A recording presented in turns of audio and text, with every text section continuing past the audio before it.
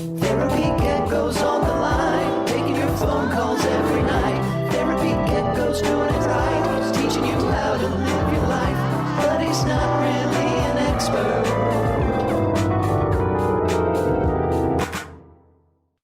Hello, Therapy Gecko. Hey, Yes. how's it going? How are you? I'm great. Thanks for taking my call. Anytime. So, I'm calling because I got myself in a little bit of a predicament with a friend of mine, and I wanted your advice as to how I should handle it. So, if he's just moved to a new house. His house burned down last year in a fire, and they rebuilt a house. And so, it's obviously been a long time coming.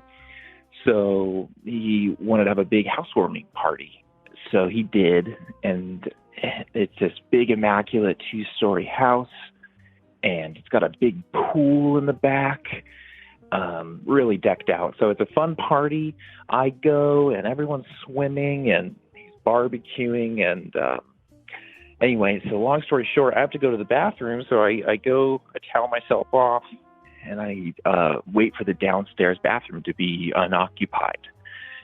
I wait, and someone's taking a long time. I have to go really bad, and it's not number one, to, be impolite about it. So I decide to take matters into my own hands, and I'm like, I got to find a bathroom. I go upstairs to the part of the house that no one's really supposed to go, but it's an emergency, so I run and find the bathroom and go. And then I go to flush, and I realize that this bathroom isn't even hooked up plumbing wise. Like the water isn't hooked up. There's a toilet there, there's a sink there, but nothing's running. And so I can't flush. And it's something that you probably, would like to flush. And so I panic. I don't know what to do, and there's nothing I can do. So I just abandon ship. I look both ways when I leave, and no one saw me, and I run downstairs, and I rejoin the party. Anyway, skip ahead. They figure out about it, and they ask me, "Oh, did you hear about what happened? Was that you?" And I denied it, but turns out they caught me on the Ring camera upstairs where they have a baby, and they caught me on camera. So I'm a little hosed now. And let me ask you sort of an important question. When first interrogated about whether or not it was you that left a turd in their bathroom, did you lie? Yes. Yeah. No, I ball-faced lied to him. And he already knew. And how did you feel once the evidence was presented? Oh, How did you react? Ashamed. Ashamed. I turned red, and he was very yeah, dude. And I could tell how disappointed he was that I didn't come clean. Really bummed, and I didn't think that, if that happened to me, I'd probably brush it under the rug, and I wouldn't embarrass someone and confront them. And I felt when confronted, I just panicked. I didn't expect it. And were they upset with you? How do you feel like they felt? Yeah, they were pretty upset with me because apparently they had to call a plumber, and they thought I should have offered to pay for it. So Did you? I ultimately did. I forked over it was $100 or something. Really, it's only $100 to unclog a toilet? That actually seems kind of high. Yeah, it wasn't necessarily clogged. It was that they had to, remove what was in there, and if you know what I mean. You're telling me there's a guy or a girl or a company that you can just pay $100 to, Do you think the same company, like if you just took a shit in the middle of your floor, could you call them and for $100 they would just take it and clean it up? Or do you think they would only do it if it's in a toilet? Say what you want about capitalist, America or, what Western nations, but you could pay someone a sum of money to do pretty much anything. Do you have any further plans on top of reimbursing them for the cleanup fees to make it up to them? I feel like I should just let I should just like drift away, like slowly stop seeing them as a friend. Just like I wasn't that close with them to begin with, and this seems like I don't know how I can recover. Besides paying for it, and I have a couple other friends. All right, so it's not that bad. You can afford to lose a few friends. Cut the fat. Thank you so much for sharing. Call from Matt.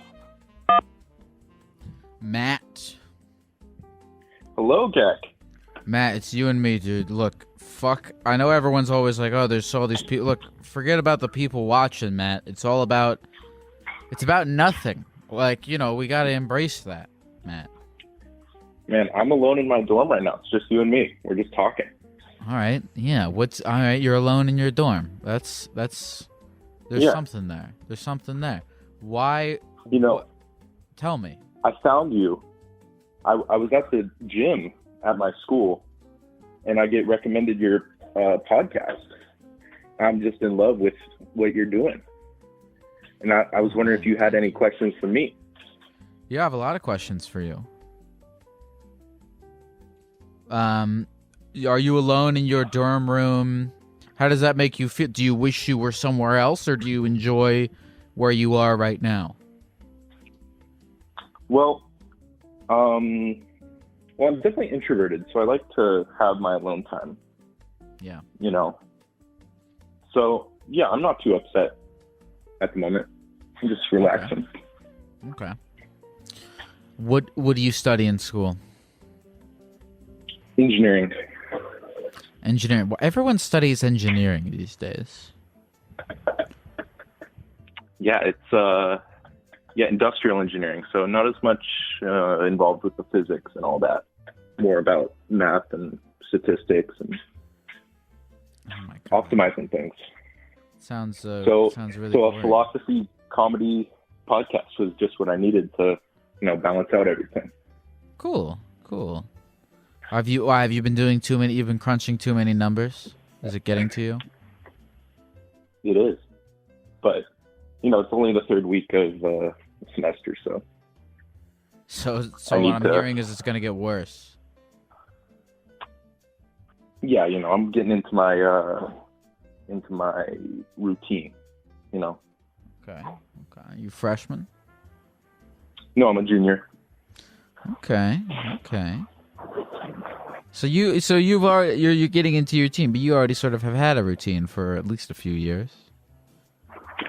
Yeah, but it's in person, so I can't I have to not wear underwear to class only, or I have to care about how I present myself because I'm not just on a Zoom call with no camera, Do you dress nice? I just dress to be confident in myself. I'm not buying crazy clothes or anything. What are you wearing right now? I'm wearing basketball shorts and a t-shirt. That's what I've been wearing for 2 years. That's the quarantine outfit, I think. Let me ask you something. How long? What's the longest you've worn an article of clothing consecutively without washing it? God damn. Probably. Be honest with me. Okay, are jeans an article of clothing? Because you can get 3 or 4 wears out of a pair of jeans. 3 or 4? I mean, Yeah, That's I like to keep amateur, my myself friend. clean. Oh no. Okay, probably I wore a shirt for 4 days straight. That's probably it. Nice. But I felt like a piece of shit, so I haven't done that again. No, well, look. I mean, if it makes you feel any better, I've gone through like I am not just saying this as a joke. I've worn the same shirt and pant combination for like weeks, possibly. There have been times in my life in which I've just woke up and put the same shirt and the same pair. Fuck it, sometimes the same underwear too. I wasn't gonna mention that, but I have you're nothing to lose. showering, but you clean yourself, but you decide, I want to put on this stuff that reminds me of when I wasn't clean. It's more just Is like, that what you're saying? I think what it is, for me at least, is that there's so many things, and I'm gonna get people, I get hate on this all the time, but I think it's just how I feel. There's so many things in life that demand of you, and I can't be bothered to do them. They, like eating food, brushing your teeth twice a day. I do it. I brush my teeth twice a day. Mm-hmm. Sometimes I don't do it at night, but I do it at least every morning. I think the entire population can relate to that attitude.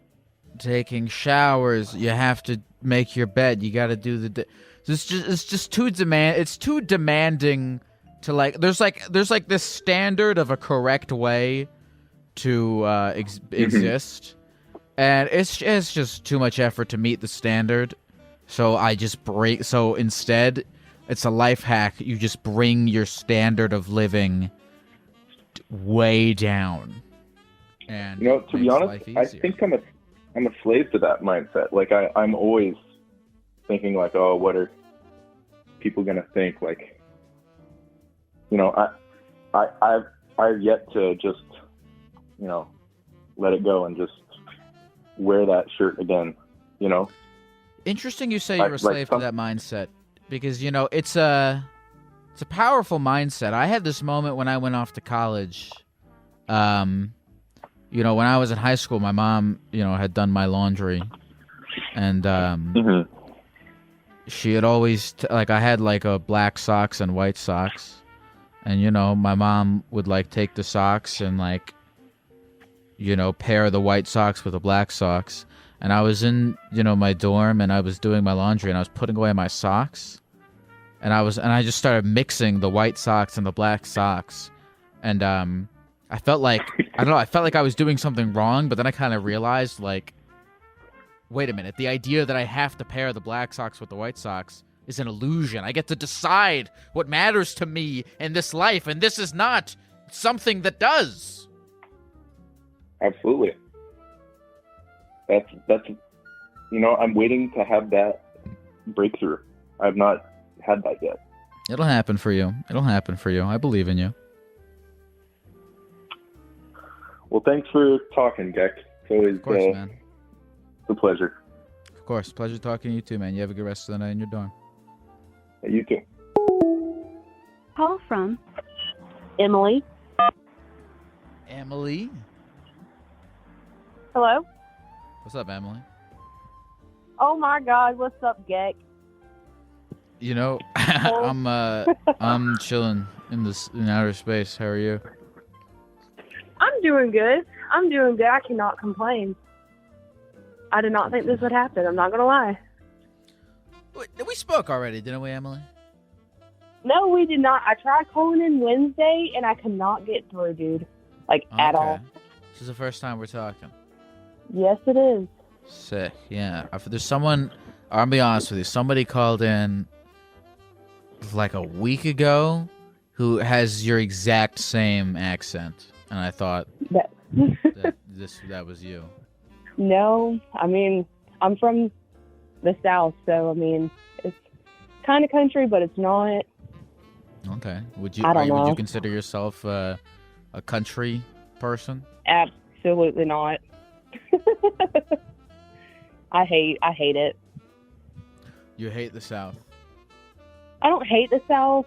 I just I don't like the mindset that a lot of people have down here. Sure. Yeah. Well, how would you describe that mindset? Well, so I live in a smaller town, and the small town mentality is really bad here. Like, even with COVID, a lot of people think it's a hoax, and I think it's a joke, or, you know, and I work in a doctor's office, so I see it all the time. And I tell people, I'm like, listen, it's not a joke. It's not a joke at all. And they just think it's, oh, I don't have to wear a mask. I'm fine. And I hate it. I hate it so much. Have you ever thought about leaving the South and going to a new place? Well, I mean, I have, but I have, like, all my family is here. Sure. And they live about, like, an hour away from me. So it's kind of, it's more of, I'm here because I have family, and I'm very close to my family. That's good. Who in your family do you like? Well, I like my mom. Cool. I did like my dad, but he passed away last month, so that sucks. But I was close to him. Sorry to hear that. Yeah, he passed from COVID. So, like, that's another thing that I get, like, really riled up about it. So, Damn. I like my parents. I like my siblings. We're just really close.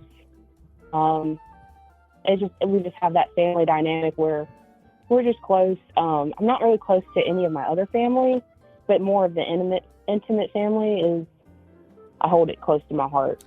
I've always felt as though the extended family is overrated.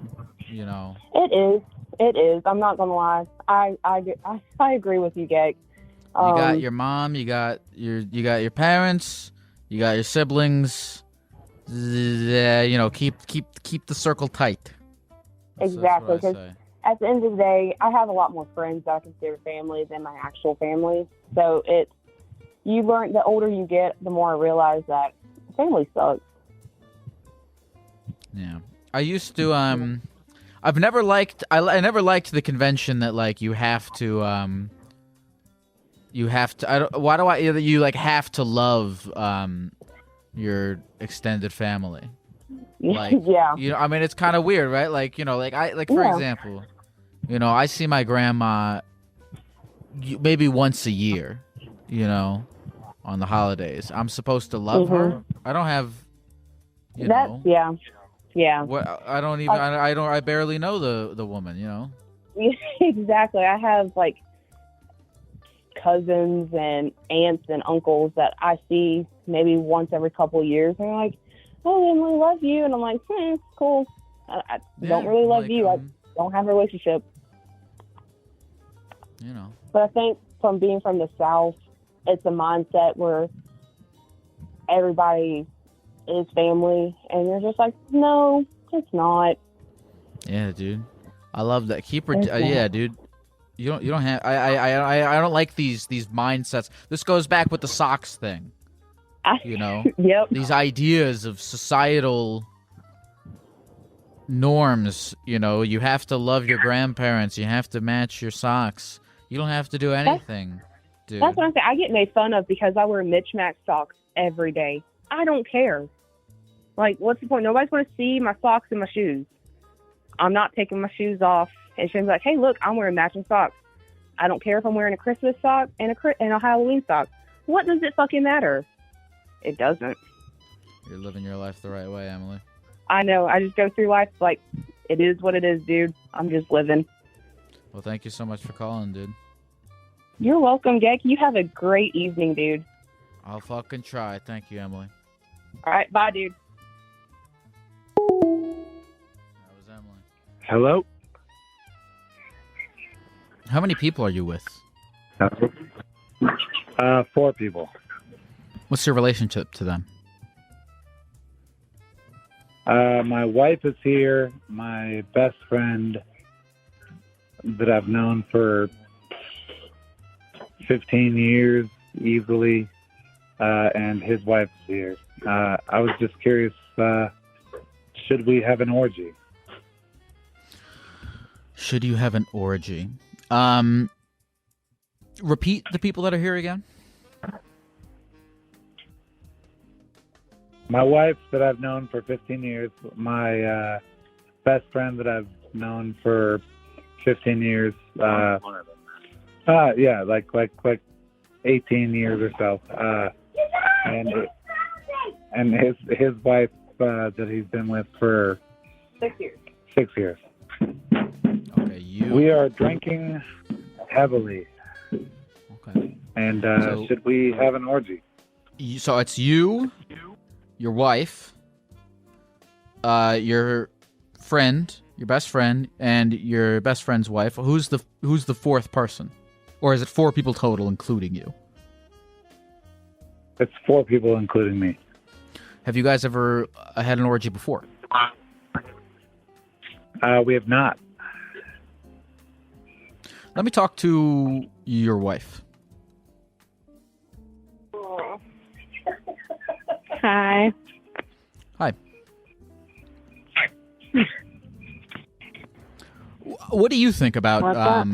what? So your husband wants to have an orgy. What is your opinion on this? I mean, I think I was the instigator. You were the instigator. Okay, so it was your idea. Yeah. Okay. Now, what is it about having an orgy that is appealing to you right now?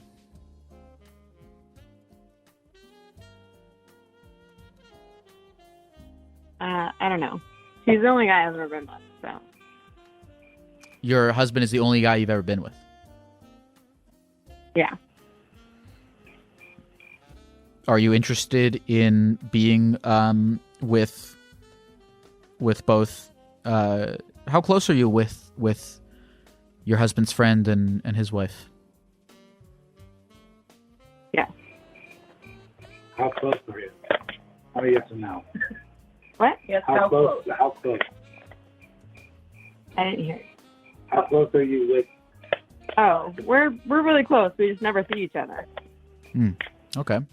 So this is sort of a fleeting opportunity because of how rare it Yeah. is that you see each other. Tomorrow. Yeah. Okay. Let me talk to your husband's friend.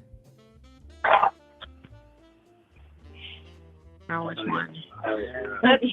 You're on. Hello. I'm the friend. How are you feeling about the? I'm sort of gauging the temperature of the room here before I sort of give my thoughts. How are you feeling about the prospect of having sex with not only your wife but your friend's wife and also your friend?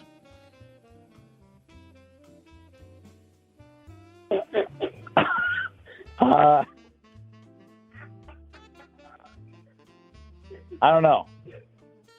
Okay, so you're not Obviously, when you encounter this problem, here. you want Listen. to What's your name? What's your name? Elliot. Elliot, talk me through your thought process of the pros and the cons, and I can tell that. I see no pros or cons. I see pros. All I see is pros. I see no cons. Okay. In my benefit. Okay. You only see pros in your benefit, but yet you remain unsure, or is that not the case?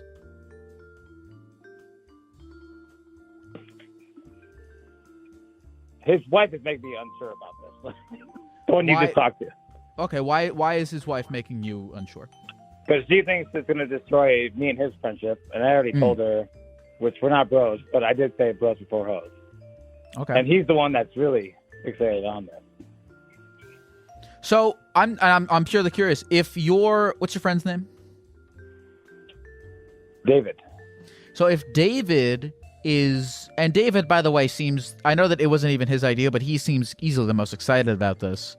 If he believes, Yes, if he he's does, so excited actually. about it, Like I then said, what makes you believe that it will ruin your friendship? It's not that. It's his wife thinks it's going to ruin me and his friendship. Oh, okay, so his wife thinks but it was her idea. No, it wasn't her idea, but she was down when he mentioned it. She told me that it was her idea and that she She mentioned it as a joke. someone. I said I was going to stay here. Let me talk. You to want to your talk wife. to the next person Let me in talk to line? your wife. Let me talk to your wife. Your wife. Her name is Tabitha. Ella? Hey, bud. Ella? Hello. Is that your Can name? you hear me? Yeah, I can hear you. What's your name? Gabby. Gabby? Tabitha. I Like thought your name was Tabitha. Ella, and it was like Elliot and Ella, and I was gonna say that that's a weird name It's not combination. Elliot of a and Ella. couple. That'd be weird. If I got with a guy whose name was like mine, that would just cause more problems than solutions. Okay, so Gabby, you said your name was. No, not Gabby. Tabby. Like a cat. T as in Tom. Abby. I'm gonna present sort of all the information that I've sort of gathered, and see what your thoughts on it. Apparently, the situation is that, and this is just from what I've been told. I'm hearing conflicting stories now. Apparently, David's wife instigated the idea of an orgy, and this excited David, and Elliot is also interested in the idea, but is possibly slightly worried that it will have some sort of effect on his and David's friendship. And I'm sort of curious what your thoughts are on that. All right, so let me give you a little bit of background here, bud. Sure. So, these three all know each other. They all grew up together. I did not grow up with these people. This is my first time meeting David and his wife. We came out for vacation. I've never met these people. Wonderful people, glorious people. I consider them family by now. However, So I you've will never be met honest any of these with you, people this is before? the First time. Nope, just Elliot. Okay, continue. So, no, I've never met Dave, never met Taryn. I've talked to them on the phone, but I've never met them in person. We live very far away from each other, and we took vacation to come out and see them. Got it. But this is the first I'm hearing about this orgy idea. I didn't realize that this was an option. I didn't realize that this was something to be brought up. So I'm blindsided just as much as you are, friend. So you're just hearing it now from me? Well, I'm hearing it from the room. Yeah. From the room. Okay, and you know, I know that you're blindsided, possibly experiencing some maybe level of shock, not knowing that this was an option. And I don't know if you've had the time to think about it more in depth, but process? Yeah, it's a process. And if you have, I don't know if you have, because it is still a fresh idea. What are your thoughts and feelings? I mean, well, obviously, also, I worry about the impact it's going to have on our friendships. However, that being said, this is the first time I'm meeting them. We might not see them for another year. So, like, what's the worst that can happen? Okay. Also, though, we have never dabbled in this territory, my husband and I, so I don't even know how to go about this. So maybe if you have some insight on how you instigate an orgy, like things you can say, candles to light, maybe certain music that sets a mood to put people's minds at ease. Well, of course. Look, I mean, here's the thing. Here's my genuine thoughts. Is all four of you, More alcohol. from all four of you, from what I've gathered over the course of my conversation with all of you, seem like very open-minded people. Very open people. This conversation is happening, in plain view. It's happening very openly, and everyone seems to be on board. And I think, look, that's the most important thing, is that everyone's on board. Everyone's committed to the idea. Well, obviously. And once It'd be weird otherwise. Once that's established, once any sort of possible issues are brought to the table and resolved, I mean, you guys can just sort of go wild and start fucking and sucking each other. All right, let me ask you, though. Shush. In your personal life, have you ever had a multiple partner experience. I can ask him questions. I'm asking him for his advice. I want to know if he has any background on the advice he's giving. I'm not being rude. Well, how do you feel right now? What is the root? You know what? Actually, hand me back to David. Fine. Yo. All right, so David, after having discussed it with every party involved, I mean, everyone seems on board. I think you're definitely on board. Your wife instigated the idea, so I assume she's on board. Elliot seems on board. Cabby, was it Tabby or Cabby? Cabby with a T. Cabby seems kind of down. I mean, I would confirm it with everyone first, but I mean, look, here's the truth of the matter. I'm not really involved in this. Have you ever done it? I know you're not involved, but have you ever done something like this? What did you say your name was again? David.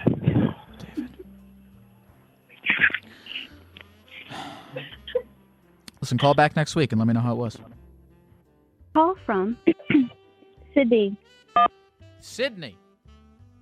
Hi. How the hell you doing, Sydney? What's up? I'm doing good. How the hell are you? Man, I'm a gecko. I'm floating around in the sky. I'm on the internet. Talking to strangers on the phone, Sydney. It's Holy everything. It's nothing.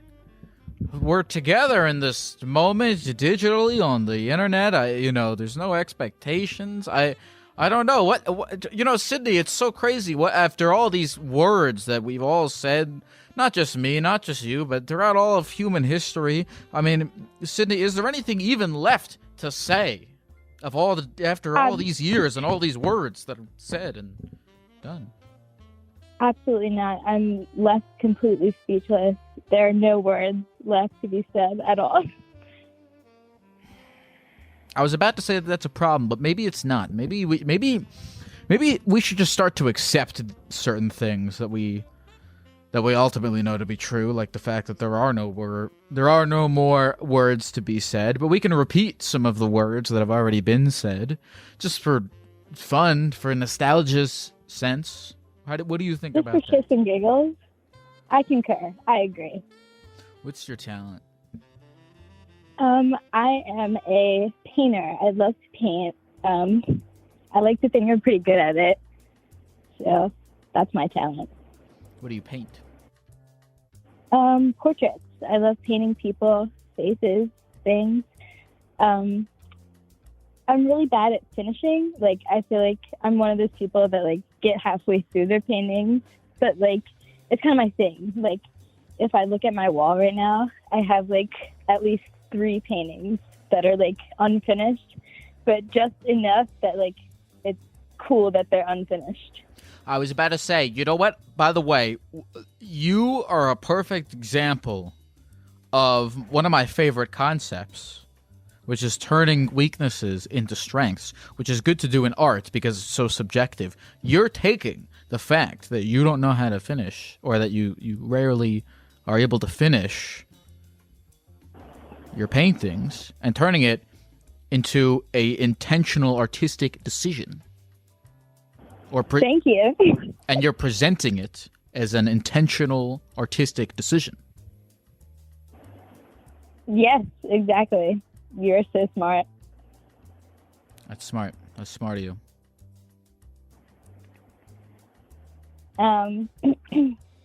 But yeah, I think painting is kind of underrated. I feel like it was kind of on and popping in like the Renaissance, but like I feel like nowadays a lot of people are scared to become artists.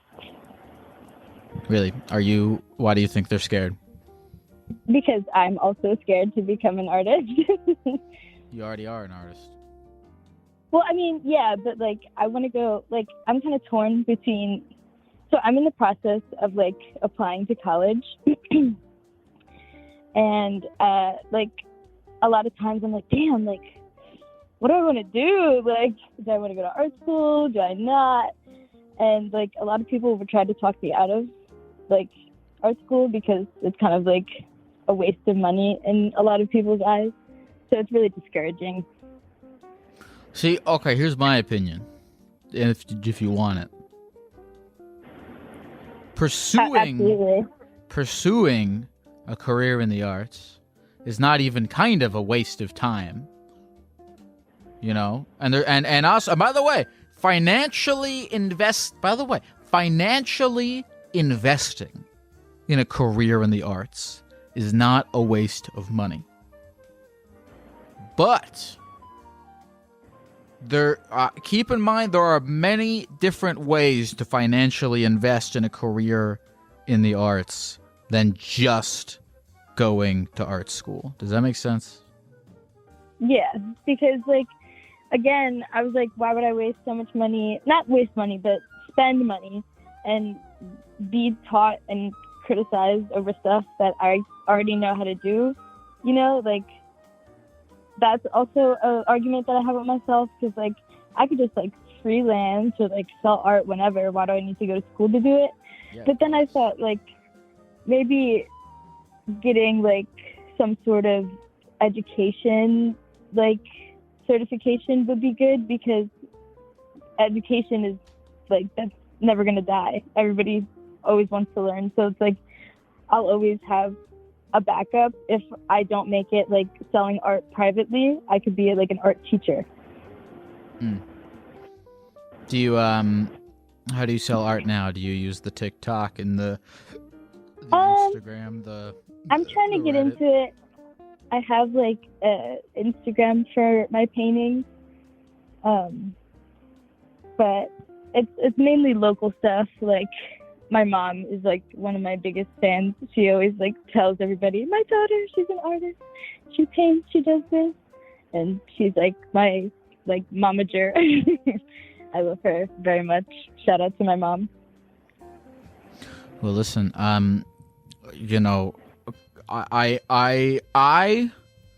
as a fan, as just because you're such a case study of turning the weakness into the strength via your signature unfinished paintings, I hope that you succeed, because that'll inspire me in my own, you know, in presenting my, you know, laziness as an intentional decision in the things that I do as well. Thank you. I appreciate that. There's no crime in being lazy at all. I feel like if you feel like being lazy is what's best for you in the moment, then you do what's best for you, Geck. What did you say your name was? Sydney. Sydney. Good luck to you. Thank you so much, Geck. Love you. Hello. How are you? Not doing too bad. What about yourself? I'm chilling. I'm doing all right. You know, it's been some good calls today. You know, trying to stay in the groove. Yeah, no, I agree. Just chilling. I'm just chilling, man. Honestly, I'm just having a good time, man. That's what life's all about. Just fucking. You know what? Good vibes. No, I couldn't agree more. Time, and yeah, no, I totally agree. I guess I should ask: do you prefer going by Lyle or Geck? I'd rather address you. Man, look, you can call me whatever you want, man. I mean, look, man. I mean, these are just labels, man. I mean, I'm just a guy. Just a gecko guy. You know, come on, man. It's all good. Man. Yeah, no, you know, you're not wrong. Chilling, man. Come on. No, so I guess I appreciate you taking the call first and foremost. And I guess I'll just lay it out for you. 22, single father, and I was in a 5-year relationship with somebody whom I lived with, and I'm just getting real bad mixed signals, I guess, where she tells me one thing, but her actions speak another. And this has been going on for probably 1.5 years now. And I just need to know, from a neutral standpoint, You know, if you have any personal experiences with any gecko relationships, you know, what I should do for myself or what I should try to do for myself. Okay, so you are telling me that you are currently in a relationship with this person? You were in a relationship with this person? You said you're 22 and you have a kid. How old's the kid? I had him when I was 16, believe it or not. He is 6. Okay. I'll be turning 23 next week, if that matters. Happy fucking birthday, dude. Okay. Appreciate it. And so what's the deal with this woman? She's your child. Are you with her? Is she your child's? No, this is mother? So after my child was born, no, not my child's mother, but my child does see her as a mother, if that makes sense. I was with her for 5 years, and because the relationship with my child's mother ended quickly after he was born, I did everything I could to make it work, but it didn't. It is what it is, and she's been with me. In the picture? Well, we actually have I would say a good relationship now, and everybody liked each other. I actually fought in court, and thankfully I had a good support system where, you know, I was able to fund court fees through high school, and I fought for a good 2.5, 3 years for joint legal physical custody. Okay. And the only reason I guess I point that fact out is because I guess my now ex, she was with me throughout that time and helped support me, because you know that's quite a difficult thing to do, especially as you know, a teenager, right?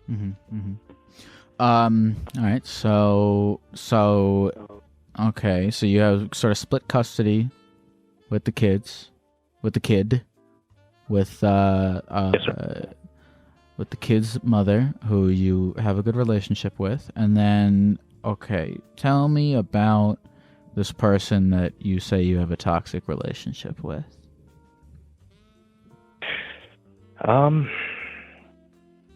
Well, I think she's a great person.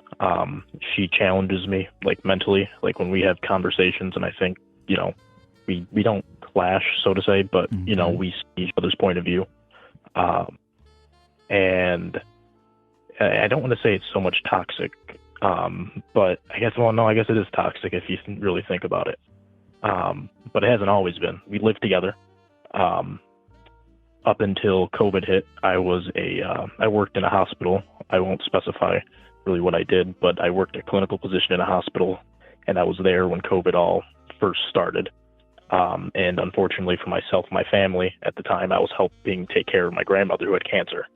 So I decided to leave my position at the hospital so I could do that more effectively. So then I was out of a job, and then she in turn lost her job, and we had lost our house after that and had to move back in with my parents. So why is this a toxic relationship? For right now, it's been about over a year, and she gives me verbal communication that she doesn't want anything, but then she still comes over. She will spend the night, and we'll, you know, do our college homework together. We'll get dinner, we'll see movies. She still is around my kid occasionally, and it's kind of like doing everything that you would do in a relationship without actually being in the relationship. You're saying this as if she's like doing these things against your will. No, she's not. I don't take it that way. That's not what I mean by that. I mean, I enjoy it. Like, I enjoy her genuinely as a person, right? Okay. Like, I think, like so I you said, guys she's are a great just hanging person out as friends. in general. Yeah, no, nothing, you know, so intimate. then what like what is your issue? Why do you claim that she's being toxic?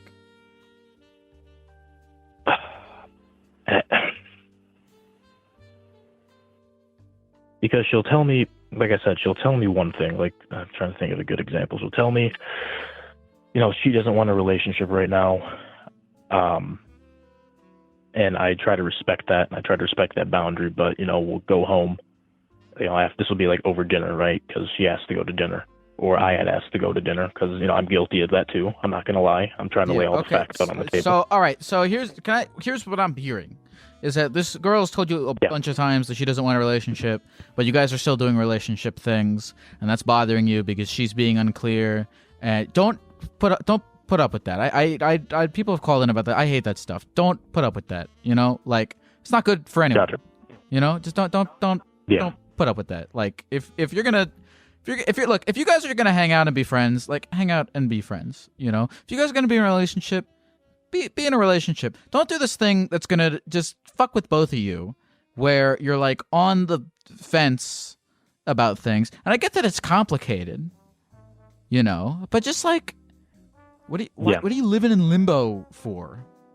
I mean, also, if she doesn't want, if she's telling you that she doesn't want a relationship, and you say that you want to respect that, then, like, look, if she says, like, hey, do you want to, like, hang out and sleep? Next time she's like, hey, can I come over and sleep with you in your bed? Be like, hey, I love you. I really do. But if we're not going to be in a relationship, I can't do relationship-y kind of things with you like that. And I think you got to be firm about that. Or else this is I think that's where I struggle. Happening. I got you. Yeah, no, and I think I struggle with that, and I acknowledge it. I mean, it's hard because what you're really what you're really sort of being tasked with here is like being honest about how you feel, and straight, and being honest about how you feel is really hard. Yeah. Understandably so.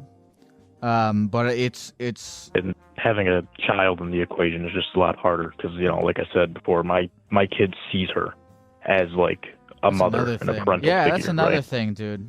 I mean, and it just complicates things so much more. And like, I've been trying to do better as a father, between work and my college studies. I'm trying to do my best there and put him first, because as you do with a child. And like, part of me in the back of my head just kind of chirps at me because he's always asking about her. Like, even now, like, his mother and I got him like a cell phone. He talks to her on the phone. He talks to her on the phone. Texts her. Yeah. How old is he? You said he was 5? He's 6. He'll be turning 7. We got him just like a cell phone, an old cell phone. Just an old cell phone. Him, I couldn't even use an old cell phone. You mean one like the fucking flip phone where you every like word that you text? No. It's fucking. It's an old iPhone, to be clear. He can text small words like hi, bye, stuff, but he mostly uses like the voice chat, I guess.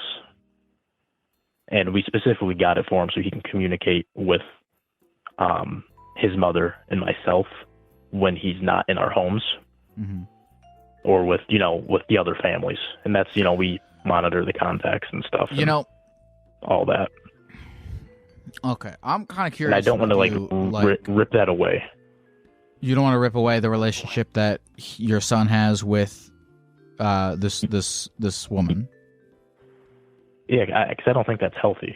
I mean, no. I mean, look. Here's the thing. Okay, so when you say you don't think it's healthy, like you don't think it's healthy for him to like develop this relationship with this person and then for you to rip it away. Because here's the thing: if he's developing this relationship with this person on a foundation of this is like a motherish figure because this woman is romantically involved with my dad, and that's like the foundation of that relationship. That is a lie, unless if you guys actually are together. So even if like you might think that by taking that away you're doing him a disservice, it's possible that you would be doing him a disservice by letting him to continue sort of thinking about the relationship in those terms if that's not the truth. And another thing is, look, if this lady is gonna commit to like being a part of your life and a part of your son's life, like I think, and I don't know. Like, I'm not telling you, you know, I would never. I don't even like giving advice to people, even though I fucking have this stupid advice show. But like, if it's important for you to have this, for this woman to have a relationship with your son, like, you know, she's got to kind of commit to it. You know, that's what I think, at least. You know. Yeah. Then I guess the only thing that matters is time at this point, and only time will tell, because we can't tell what the future is. At least that's the way I see it. But, you know, at least in the moment, right, it's difficult to know which way, you know, what path to take because, I mean, I don't know the right or wrong decision, no matter what way, you know. Here's what I'll say. From what you've told me, and correct me if I'm wrong, it sounds like hanging out with this woman while not knowing what your relationship with her is bothering you. Mm-hmm. Is that true? Summed up, yes. I think that's a great assessment of it. Okay, if that's bothering you, I think you should tell her. I don't know if you've told her already. But if that's bothering you, then you should communicate that to her. Have you guys had a conversation about that? Like, have you talked to her and been like... We've had... You know... What were you going to say? Yeah.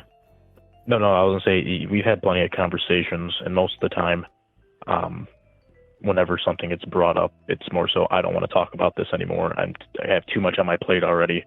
Or, you know, It gets cut off rather abruptly. And I guess she had told me, you know, 5 minutes in person is okay, but, you know, I can't really do anything more than that. Yeah. What do you mean by 5 minutes in person is okay? What does that mean? Well, the last conversation we had, I was just talking to her over the phone, and it got brought up. We talked about stuff for about 20 minutes, and at the end of that conversation, she was quite upset. And she had said, listen, you know, talking about this stuff with you for 5 minutes, you know, face to face is one thing, but I can't talk about it, you know, for 20, 30 minutes. It's just too much. So Dude, it feels like she's trying to avoid it. If this is bothering you, like, I think you need to talk about it. That's sort of what I'll leave you with, even if it's hard. You know, the conversation you don't want to have is typically the one you have to have, which is annoying. I don't like that either. And I try to have. I run away from that shit in my own life. You know, I try to have those all the time. But yeah, just try to keep some open communication going. You know. And, I try that, and obviously. Good luck in the future. It seems like you're doing the best you can for your son. It seems like you actually care. If I were 16 and I had a kid, I don't even know what I would do. So, you know, you're fucking handling it as well as you can. So, you know, take solace in that. Yeah, no, I appreciate that, and I just would like to say for the record, I'm not trying to badmouth her, right? I'm not trying to put or I don't think anyone thinks you're doing that. And I still respect this woman, and I still hold her at a very high standard, and I don't want anybody else to think that badly of her for what she, you know, because at the end of the day, you know, we're all people, and we make our own decisions, and, you know, it's all of our lives. Well, listen, man, thank you very much for calling, and good luck to you. Well, I do appreciate it. You take care and have a wonderful night, and good luck to everybody else going through anything out there. Thank you, man. You take care. Hello. How are you? I'm good, Gecko. How are you? I'm a gecko. These are facts. And you're on the internet. I'm a person. Do you like being a person? It's okay. I think at times I'd rather be a gecko. Why? You don't know what it's like to be a gecko? You know what? You're absolutely right. You're 100% right. But, you know, I was calling because I was having a bad day. Somebody broke into my truck, stole some stuff, and then, you know, in the back of my head, I was thinking, if, somebody stole from Geck, what could they steal? What did they steal from you? Without being too specific, some pew-pew stuff, a firearm that I had in the vehicle, and some other little things that I had in there. They stole a gun from your car. Yep. Did they steal drugs from your car? No. Well, I know the gun makes it look like I'm, some sort of criminal, but in reality, I live in Texas. I'm always at farms and ranches, so I usually have a gun on me because, we have a lot of wild animals that are keen on attacking humans down here. Have you ever been attacked by a wild animal? I'm sorry? Have you ever been attacked by a wild animal? I have, actually. We go hog hunting. They're an invasive species down here. There's way too many of them, and they're not very nice. And I've been, you get too close to them, and they're mean. They'll charge you, and then you kind of just got to do this thing where you run and shoot behind you, and just hope that they don't catch up to you. It's not the safest thing. Wait, so I don't understand. So if you're going hog hunting, how are you then running? Oh, you're running away. Shouldn't they be running away from you if you're hunting them? You would think so, but in this instance, they are the alpha creature. They're very tasty. But, you do have to walk around and kind of look for them. And, you would think that they would run away, and some do. But some are just not very nice, and then they run after you, and the hunter becomes the hunted. I feel like the alpha creature is the one with the gun. You would think so, but unless if the pig had, like, a bigger gun. You make a good point there, and I can see where you're coming from, but at the same time, it's kind of, you kind of just have to be there. They're big, they're mean. There's instances where you can shoot them and they don't care, and they just keep running after you. They're mean and they're tough. But I do see where you're coming from. How big is the biggest pig that you've been attacked? Who would win in a fight between one of these pigs and a bear? Well, I think the bear 100%. The thing with the bear is that he's basically got hands. He's got the paws. And he could pin him down, and then he could bite him. The hog, resilient as they are, very tough, I still feel like the bear 100% could take a hog. Okay. But you say that the hogs are the alpha creatures. But yeah, sometimes they are. But typically when you go to fight the hogs, you win. Probably because you have a gun. For the most part, yes. For the most part, yes. So when they are the alpha creature when they're running after. And those instances, yes. But in the instances where I'm running and they're running behind me, then they become the alpha. But you're the alpha. But you're running from them and you're shooting at them with a gun. And the bullet is faster than them. True, I but think the gun is the alpha. I don't know if you've ever. Maybe not you. You know what? You're like right. Honestly, I think if you didn't, I think you're only correct if you don't have the gun. I think if it's just you versus the pig, then I could see the pig being the alpha creature. But the gun itself gives you a pretty clear advantage over the pig. That's true. That's true. You make a very good point there. The only difference is that when you're trying to run and also shoot the thing that's running after you, there's a lot of bouncing around, sometimes you don't always get that shot off. If I was sitting still, then I could hit him. But when you're trying to run and shoot the thing that's running after you, it's kind of like Alien versus Predator. Extremely unsafe. Oh, it is. It is, but it's one of those things that it's just fun. It's 100% extremely unsafe. So someone broke into your car and stole the gun that you use to run away from pigs while you shoot them. What do you think that they're going to do with it?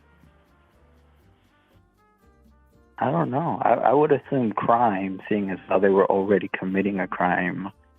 I would assume that they're either going to try and sell it or commit crimes with it, What kind of crimes do you think that they'll commit with it? I'm not sure, There's a long list of things, of crimes that you can commit with a firearm. I'm not sure what they would or would not do.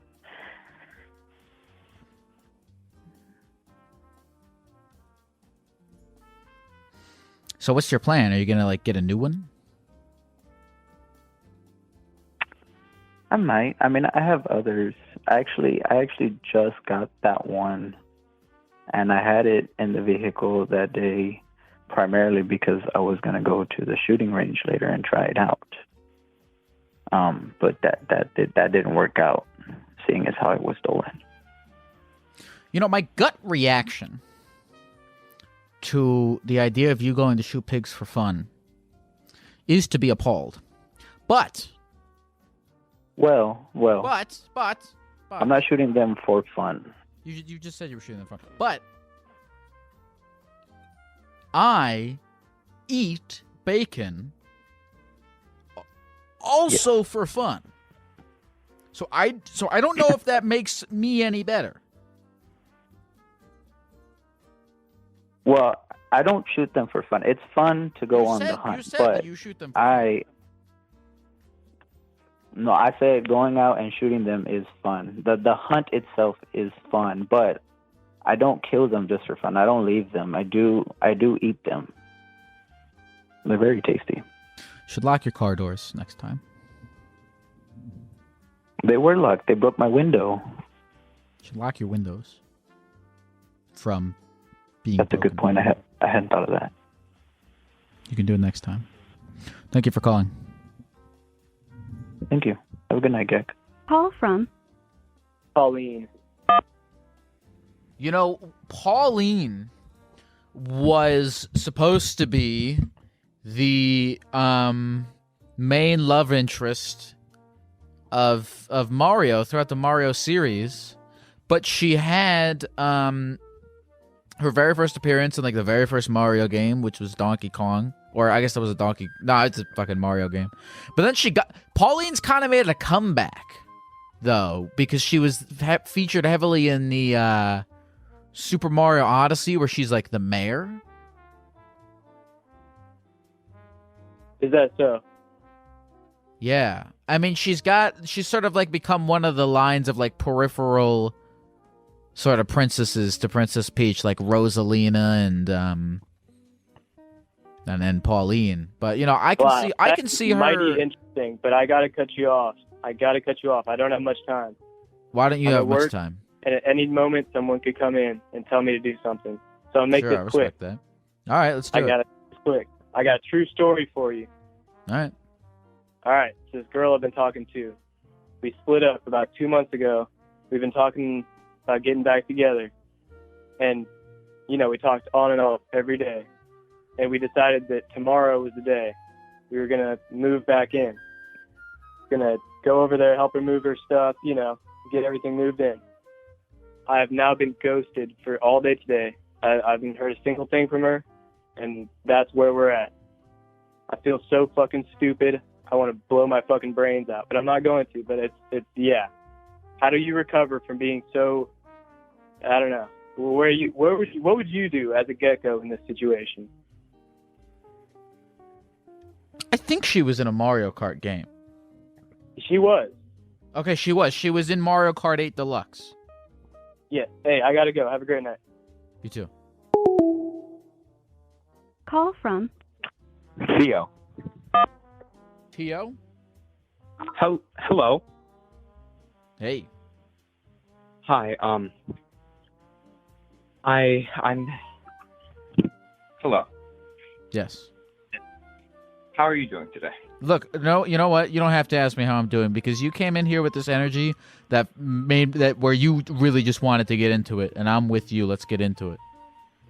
Okay, thank you. So I personally don't have any problems with anything, but I have this one ex that I broke up with a few months ago. And she obviously still has feelings for me, and I don't. She's in the dark place, and I feel guilty about it. And what should I do about it?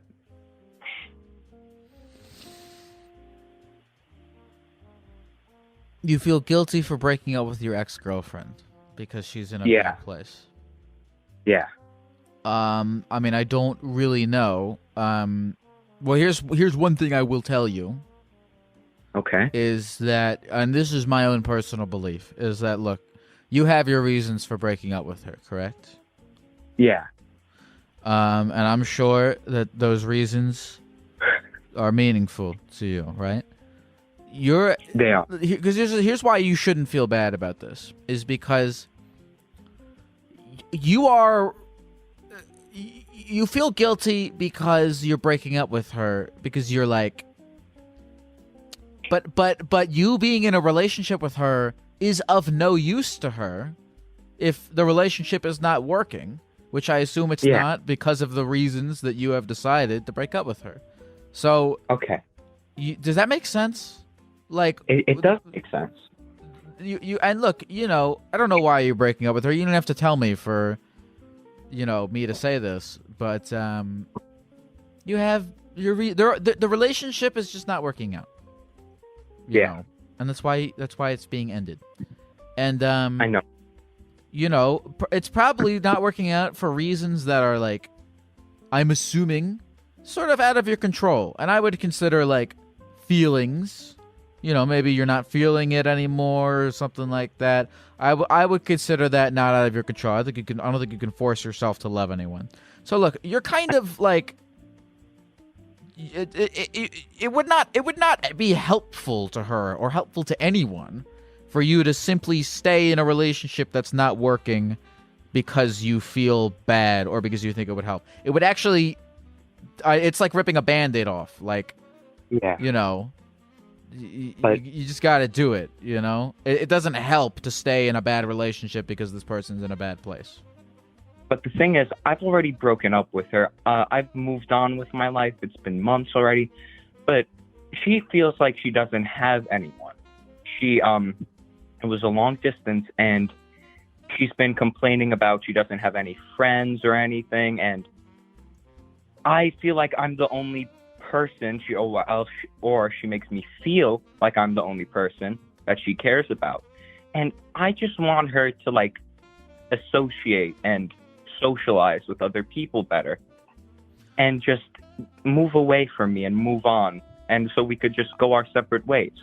I think it's very sweet that you care about this person. I can tell you care about this person.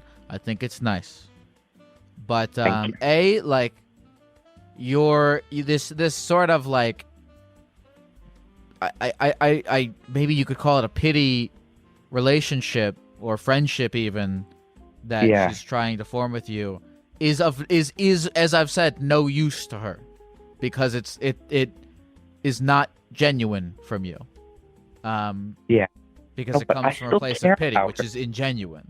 So it's even if you were to, like, be sympathetic to these things that she's telling you. It just naturally is not coming from a place that's useful to either of you. And look, I think it's sweet that you care. I really do. And it really seems like you care about this person and you've done all that you reasonably can. But if you're going to move on with your life, you got to just move on with your life. That's just my opinion. I've moved on, but I don't know if she has. At a certain point, it's not your responsibility. Okay, thank you for that. Of course. Have a nice day. You as well. Man, I wish I could have said something like that to the guy who was asking me, who I said the Mario Kart thing to. Call from Acklin Walker. What is this? Acklin Walker. What is this? Hello. Hi. Hey, how's it going? Well, how's it going? I mean, look, I'm sort of, it's going how it goes. I'm a gecko on the computer talking to people on the phone. Absolutely. I can't believe I got through. Am I on speakerphone right now? You are. Let me turn the volume down a little bit. My phone is like fucked up and like. Oh, go ahead. Do me a favor. Take me off of speakerphone real quick. Okay. Let me see. Is this better? Much better. Jonathan. Jonathan, are you wearing shoes right now? I am not actually. Nope. Got some. And why naked is that? feet. Why aren't you wearing shoes right now, Jonathan? Because I am laying on the bed, and just didn't seem right. And honestly, I was like a little warm, and your body temperature is actually heavily affected by your feet, and so I took the shoes off to cool my body down. That's a very well thought out answer to that question. Thank you. Thank you very much. Do you typically put a lot of thought into the answers that you provide to various questions? Do you typically put a lot of thought into the answers that you provide to various questions? It just depends on the question, I guess. When you say it depends on the question, what criteria must a question have for you to put thought into it? I guess how much of an impact it has on the other person in the conversation. Interesting. Do you believe that when you say impact, what sort of impact? So, I mean, if it's like a personal question, if someone's wanting like a an opinion on a personal matter, I'm gonna give that a little more thought. But if they have like a general question, like, hey, do you like this shirt? It's just gonna be like an off the rip, like yeah or no, or okay, do you like the shirt? Because that's what really matters. Interesting. Because I feel as though, all right, so I asked you why you are not currently wearing shoes, and you gave me a very well thought out answer. And did you do so because you rated the impact of the answer to the question on me as very high? No, I answered it just because it didn't really require much thought. It's like I know that like body temperature depends, like I said, heavily on your feet and also on the top of your head. And so if you want to cool down, if you're wearing a hat, take off your hat and take off your shoes and socks. And if you want to warm up, maybe throw a hat on, throw some shoes on. It's just the way the body works. Again, it feels as though you gave me yet another well thought out answer. I feel like you're very good at this. I guess I'm just naturally talented, maybe, because I don't feel like I'm thinking too hard about it. Just trying to go with the flow, Exactly. Well, maybe that's your talent, is going with the flow. Hey, appreciate that, man. What do you do for a living? Wow. What do I do for a living? Currently, I work as a prep cook at a conference center, and I actually have. You mentioned Chick-fil-A earlier. I actually have an interview with Chick-fil-A on Friday for a second job because I'm trying to save up some money, and they're paying $19 an hour, which is like unheard of these days. So it's kind of nice. I'm hoping that I get that. So, but you know what I'm doing for a living is whatever I can find that helps me out the most in my future successes. Whatever helps you out the most in your future successes. Your future successes. Tell me about them. What do they look like? Oh, well, I love music. I'm a musician, and so I work hard at that. So I'd love to have some sort of like a B tier career as a musician.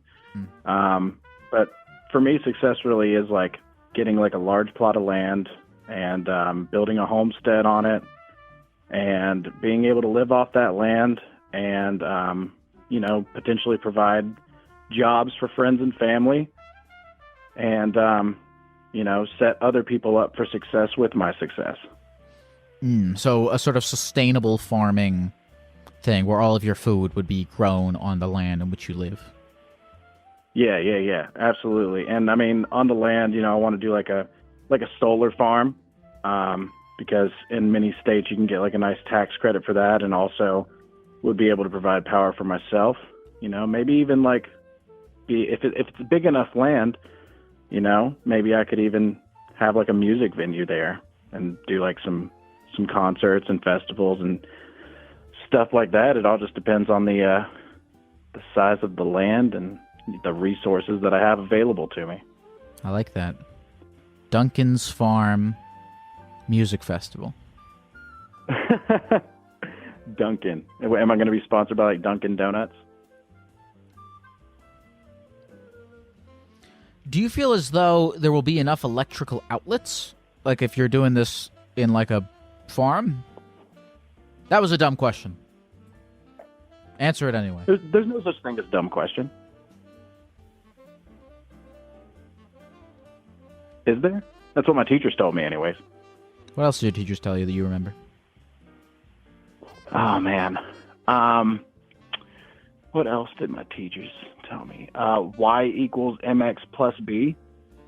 I remember that. I think that's slope intercept. I remember that. What are they? You know what? Like, none of my teachers really had too much of an impact, but my high school principal had a huge impact on me. And, he gave me a guitar for my 18th birthday, and he just told me to make sure to pay it forward and to just be good to people. And so I've kind of, that's really stuck with me.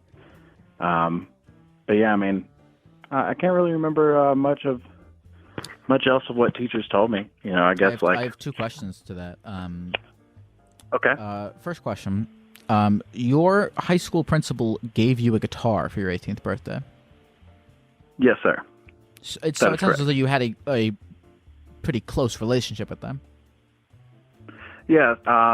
So for my junior and senior year of high school, I was teaching myself to play guitar, and I would borrow friends' guitars. And during Spirit Week, I would go around to classrooms and stuff and play guitar and play like covers and stuff to raise money for the said charity of that year.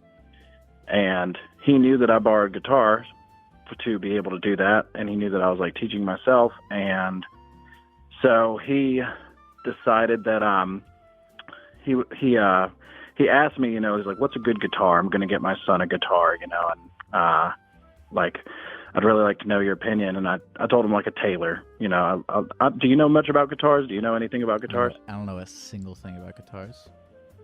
Okay, so like two of the most popular acoustic guitars are Taylors and Martins, and Taylors have a really nice, bright sound to them. And so I told him that one, and he kind of just played it off as if he was getting his son a gift, right?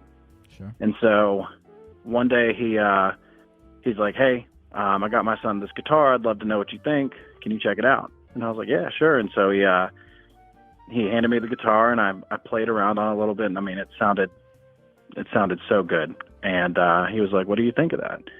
And I was like, I think he'll like it a lot. It's a really nice guitar. You did a good job. And he said, well, actually, that's for you. And he purchased it. It was either him or him and the administration of the school got together and purchased it because they were all standing behind me, like filming it on their like iPhone 3s or 4s or whatever it was at that time, like 10 years ago. And it was like a big surprise. And I'm actually looking at the guitar right now. I still have it. But I thought that was really cool. I don't think many people get that experience from teachers or administrators in that school. And, you know, he was a really good guy. I got to shout him out, like Stephen Chamness. He passed away like 2 or 3 years ago. But he really cared, you know, and it made a big impact on me. And, yeah, it's a cherished memory and a cherished item of mine. Now tell me, you say that, what was his name again, Stephen? Yes. Stephen, what was, you must have called him Mr. What was his last name? Chamness. Mr. Chamness? Yes, sir. Mr. Chamness. So, Mr. Chamness, he told you to pay it forward. Yes. Do you feel as though you have made efforts to pay it forward?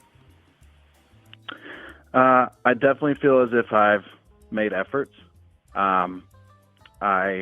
To me, like, paying it forward would be to eventually buy someone else a guitar, or invest in someone else's like dreams in the way that he did for me.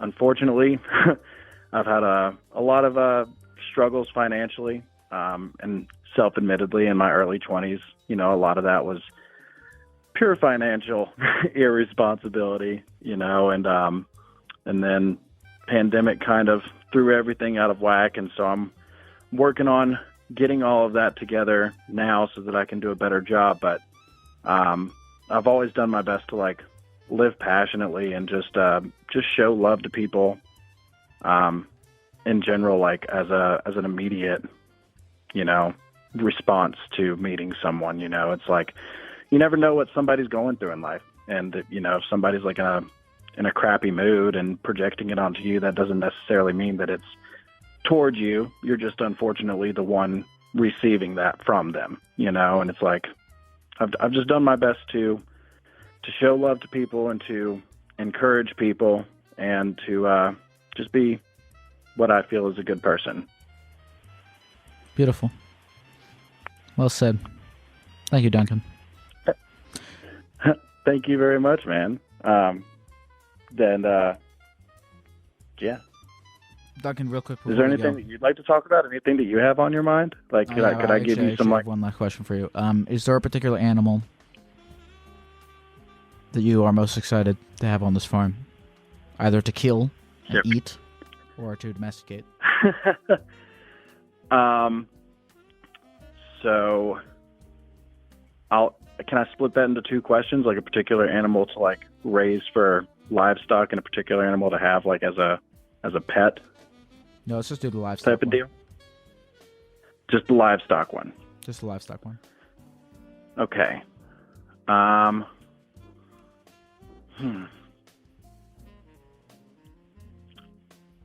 That's tough.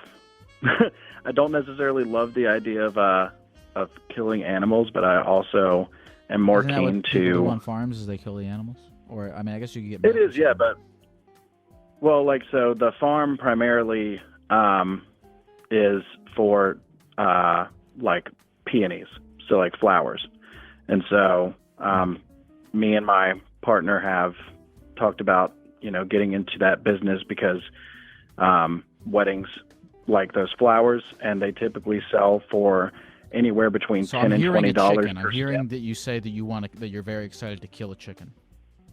Yes, I'm super excited. Beautiful. Thank you so much for sharing Yeah. everything, Duncan. I really appreciate it. Hey, thank you so much, man. You have a blessed night. You as well. Hello? Hi.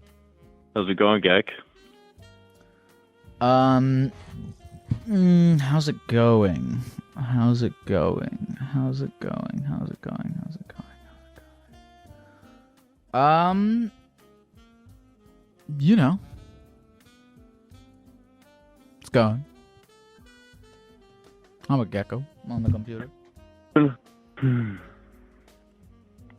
You are a gecko on the computer. That is a fact. Is it a fact? Do you believe it is objective reality?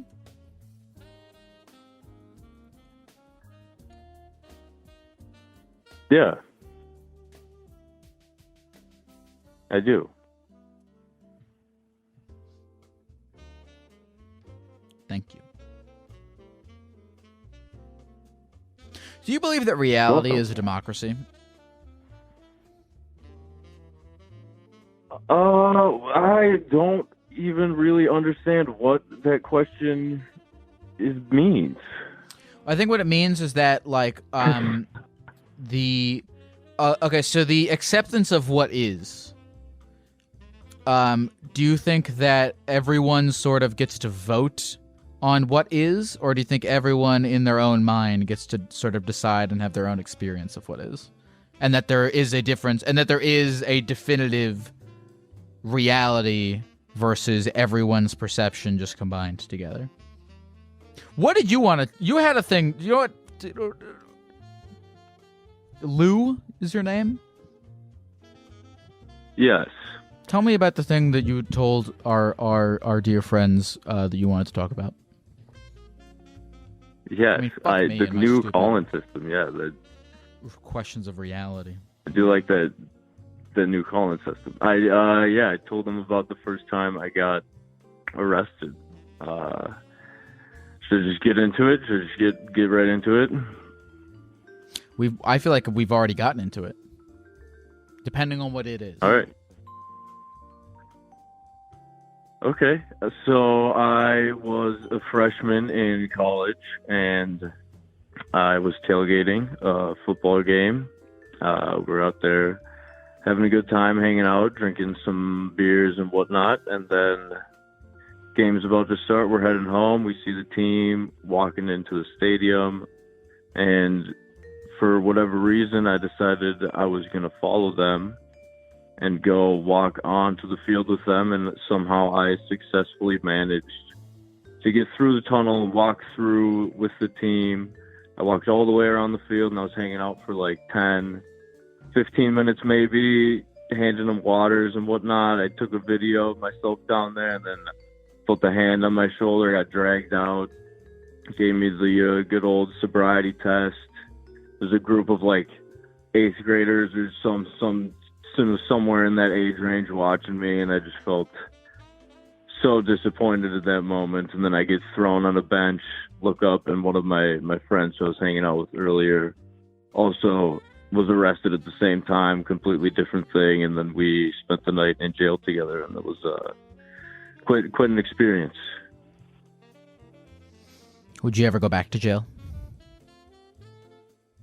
I did go back to jail, but I do not plan on going back any more times. I've been to jail enough for a lifetime. Tell me about the second time you went to jail. The time's not as fun. That one we were just having a party, had some jungle juice. We decided that we were going to go to McDonald's at like 4 a.m. And so I grabbed one of my roommate's keys. Me and a bunch of dudes packed up in the car, started driving around. We drove around for a little bit on some dirt roads. We were going really fast. And we finally wound up, started driving to McDonald's. And then a cop pulled us over, and then I got arrested for that, which that one just kind of sucked. But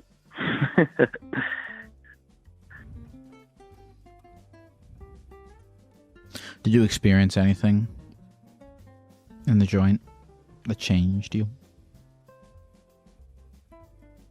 In the joint, kind of. You meet a lot of interesting people in there because well, at least the way they did it where I got arrested, we all just kind of got put in one cell together and had to wait for the night. So you meet a lot of interesting people like that. I met a guy. There's some few people who are like regulars at the jail. And this is something that I've found other people I know who've gotten arrested have also experienced. And those people are quite interesting and give you a good change of perspective on life. Tell me about any one of these people in particular that you met and what it is that they told you that changed your perspective. One of the guys who's in there, he claimed that he got hit by a train and something like that, and I don't know. I don't know what the whole deal was with that, but it's just interesting to see how, like, why how you keep ending up in jail, you know, like what forces are at play that causes someone to do that.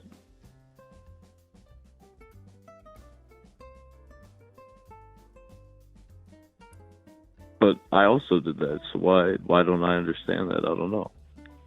Maybe that's something I should go talk to a therapist about. If you were to go to jail a third time, what do you think it would be for?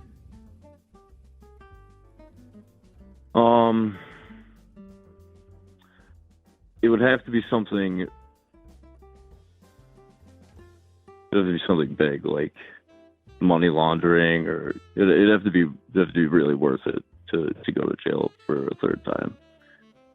Maybe like, I've always liked mob movies and stuff. If I could be in the mob, that'd be cool. What do you think you would do for the mob?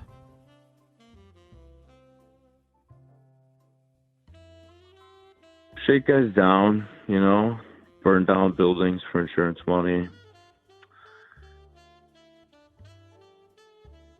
That sort of mob stuff. Maybe on a strip club. Would you cook for the mob? If I had I'd maybe own a restaurant. I would let the mob hang out in, but personally, I would not like cooking for the mob. I did work as a cook once. It was just, I liked it, but it was not something I could do long term, especially for mob people, because then, you know, that they got high standards, and if you don't live up to that, then it's not good for you.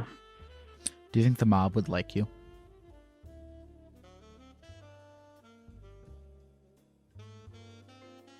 Yeah, I don't know. That's for the mob, maybe. I don't know.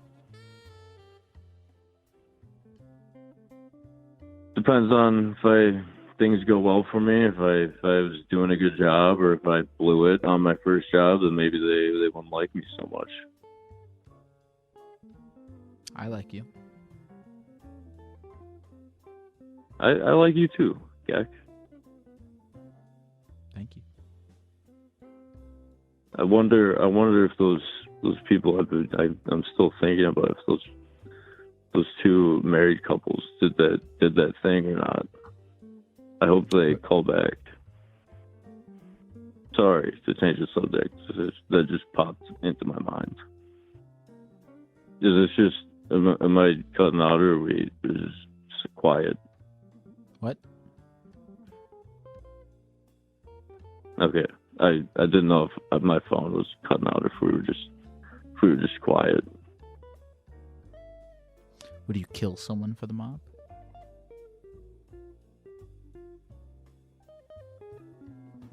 Yeah, probably, if they paid me enough. Not if it was just like, if it was like another mob guy who like killed someone in my mob group, then I would kill that guy. But if it was just like, hey, this guy didn't pay us money, you should kill him, I don't know if I would do that. But then they might kill me, so maybe I would. The mob might kill me if I didn't kill that person, you know. Maybe if I was in that deep, then maybe I would have to do that. What about for $100,000?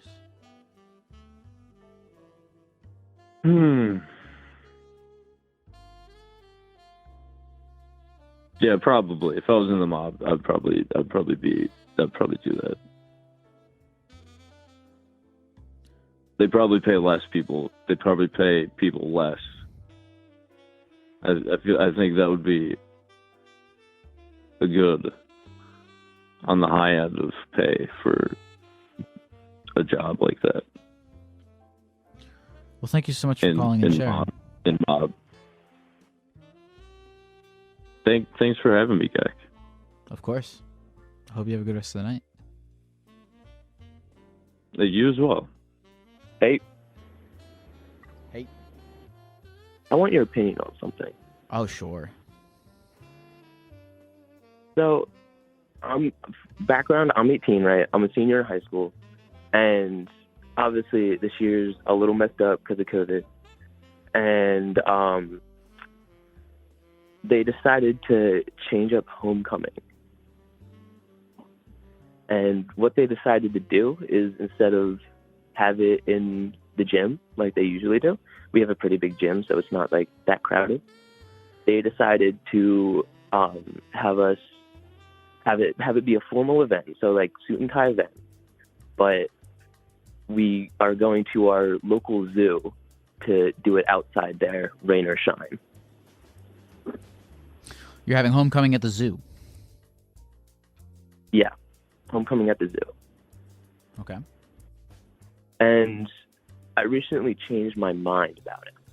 I was like, at first I was like, I think this is a lot of other people who were in my grade as well. It was just like, oh, like, hell no, like, that's so stupid. That's like, what are they doing? What are they thinking? But now I'm kind of like... See, what's your name again? Grant. Grant, here's my fear for you. Do you have a date? Okay. Do you have a date to homecoming? I do not, no. Here's my fear for you, is let's say, I don't know, maybe there's a girl you have a crush on in your school. Yeah. And you go and you ask her out to homecoming at the zoo, and she says, you know what? You seem like a sweet guy, Grant. Grant, right? Yeah, Grant. Grant. Grant, you said you seem like a sweet guy, Grant. Why not? What the hell? You know, nobody else asked me. I'll go with you. Sure, I might have a good time. I'll try to have a good time. You guys get there. Yeah. And on site, she locks eyes with a cheetah. With chiseled abs. Oh. And a high level of charisma. Speed, athleticism. A degree to which you literally physically could not match. And she turns to Grant and she says, hold on a minute, I gotta go to the bathroom. And then, you know, half an hour passes, something like that. You're like, where the hell did she go? And then, you know, maybe you go outside to smoke a cigarette. I don't know. You're 18. You can do that. Go outside and you see her. The age is totally 21 now. just making out heavily with this cheetah. Which is, by the way, not only, I mean, because that's not only a sort of a physical attraction, that's a very emotional attraction, too, because to make out with a cheetah requires a deep level of trust. Because the cheetah could easily, you know, bite her face and rip it off. Or a deep level of lust. Maybe she's so attracted to the cheetah that she's willing to risk it. And you feel heartbroken because you look at that and you go, will anyone ever trust me the way that she trusts that cheetah? I think that is a valid fear. I know I can't run. Was it like 65 miles an hour a cheetah can run? It's something like that. Bring it up to the principal. Tell him everything I said. Because, look, there's going to be a lot of broken hearts that night. Yeah. Because, you know, human people are just not as sexy as, you know, cheetahs. Cheetahs. If I'm being honest, I prefer another animal other than the cheetah. I don't know what animal that is yet, but I know it's at the zoo. And my initial thought is monkeys. Well, Grant, I think that's something you should talk about in real therapy. That's probably right, because you're not a therapist. But thank you very much for calling, and I hope you have a wonderful rest of the night. Thank you for listening. I hope you have a great night too, Lyle. Thank you, Grant. I know when that hotline Gek it cannot. Gek. Hello. I know when that hotline Gek. Oh, is this Gek? It can only mean one thing. What rhymes with Gek? Mech. Deck. Shrek. Hello? Hello? Spec rhymes with Gek. What about Shrek? Dick doesn't rhyme with... Shrek rhymes with Gek. But it wouldn't work. I know when that hotline Gek. Yeah, that goes pretty well. Yeah, you know what? That's the real question I want to know is you know, I want to know from you, like, who cares about anything ever in life, you know? That's what I want to know from you. I mean, it depends what your priorities are, I guess. Because, like, if something's really important to you, then you could care for it, you know? You told one of my two fine... But shout out by the way, I gotta leave a shout out real quick, because I don't know if I've given this shout out yet, but shout out to K Lizard and Tim Shuts the Door. They've been screening the phone calls tonight, doing a wonderful job. Shout out to them. Shout out to them. You told, I don't know which one you talked to, but you told one of them that you're a college man. You're educated. You're young. Oh, yeah. You're bright. You're spry. Your brain is enormous. I mean, I'd say my brain could be a little smooth at times. I mean, it has its ridges. But, yeah, man, I'm going to college. It's going to be a pretty interesting experience. Okay. What's, are you going to, have you ever, let me ask you something, I mean, deep down, really, like, you called in, right? Mm-hmm. What do you want something out of the, what can I do for you? That's what can I do for you? What can a guy on the computer, what can I, of the limited sort of resources that we have, of my limited, you know, personal education and life experience, and the fact that we're a digital medium, I mean, just with what we've got, the situation we're in, what can I do for you? I mean, you're a gecko. I'm a gecko. And a gecko knows how to survive. And I'm trying to survive in college. But I know how to survive to the age that I am. I'm sorry, you did exactly what I was trying to get you to do, and then I completely interrupted you. What were you saying? You know, I just need survival tips from the survivor man himself, the gecko. You need survival tips. Okay, what are you trying to survive? I mean, you know, I'm now a broke college student, so, you know, I need to survive, you know, how to get food, you know, I feel like a rat scavenging for parts. You mean literally survive? Yes. Or just metaphorically as well, you know, whether it's mental. I mean, metaphorically or literally, you know, are you actually struggling to find food every day? Oh, not every day. I mean, it could be occasional, but it depends how much I have in my wallet, you know? What are you going to school for? Mechanical engineering.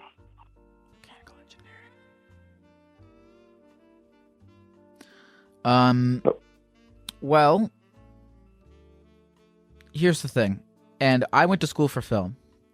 So, mentally surviving going through film school, super easy. Like, way easier than mechanical engineering. So you could do that. I mean, here's the thing, is you chose, I assume for good reasons. I don't know the reasons why you chose, why you choose to do the things that you do in your life, because I don't, I mean, you could always tell me, but as of right now, I don't know. You chose to do something really hard. Mechanical engineering. I'd never do that. That's too hard. But you chose to do it. Why'd you choose to do it? Now, I like taking things apart, and I like putting them back together in new ways. Whether it's cars or bikes, anything really.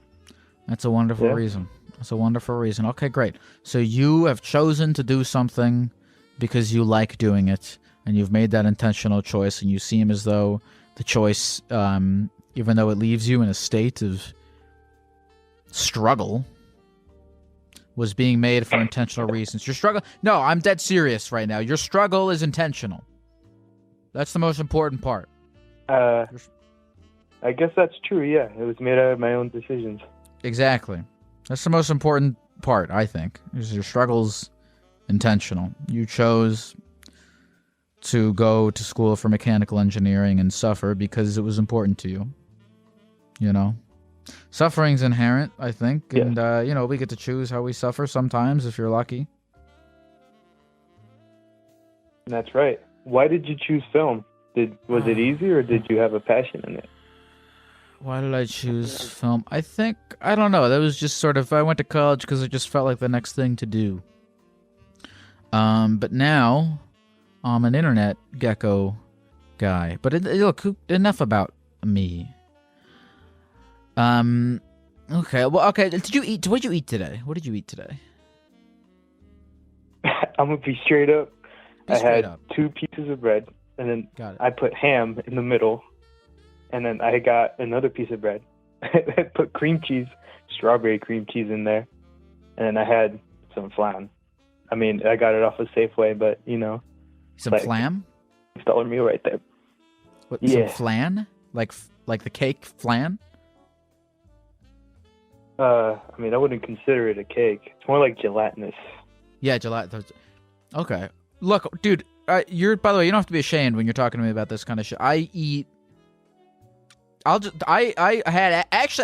a kind of similar thing. That's what I ate today. Is I ate 2 pieces of bread with ham and like some Parmesan cheese on it, and then I just took another piece of bread, put a couple pieces of turkey in it, sprinkled some mozzarella cheese on it, and then just folded it and ate it in a dish. So it was like a sandwich and a half. All right, so you can afford bread. You can afford multiple pieces of bread.